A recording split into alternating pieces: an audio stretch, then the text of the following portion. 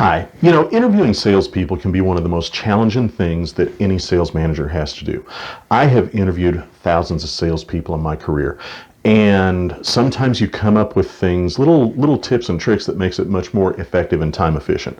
What I want to do is share with you this morning 3 ways that you can learn a lot about a salesperson. In fact, in many cases, enough to disqualify them within the first 60 seconds of your interview. You talk about time efficiency, there's time efficiency. So, number 1, when your salesperson walks into your office, when the candidate walks into your office, do they have something to write on and to write with? If they walk in empty-handed, guess what? They're going to do that in a sales call as well. It's been said that how somebody interviews is a mirror into how they're going to sell. That's not true. It's actually a window into the best case scenario of how they're going to sell. For a lot of salespeople, the best sales call they ever make is the one on you when they're trying to get hired. So if they walk in empty-handed, they don't have something to write on, they don't have something to write with, they're probably going to do the same thing in a sales call. That's not a desirable trait. Yes, I know it's 2020, you use smartphones, don't care. You still need to be prepared to do business. Along with that, number 2,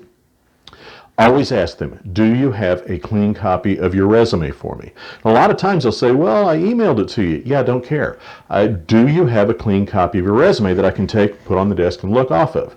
Now, are you doing that because you want to look off of it? No, you're doing it because you're seeing, again, how they prepare. Are they prepared to do business when they walk in? Are they covered? Have they made that little insurance policy for themselves?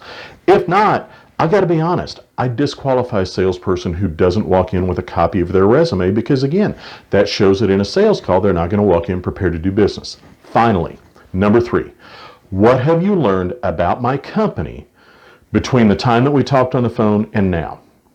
I don't necessarily expect them to research the company when they send in a resume, but I do expect that when they're having an interview, they're going to have researched the company, at least be a conversant with what the company does, how it does it, at least have looked at the web page. Let's face it, folks, with technology these days, you can do that in 2 minutes sitting out in the parking lot when you pull up.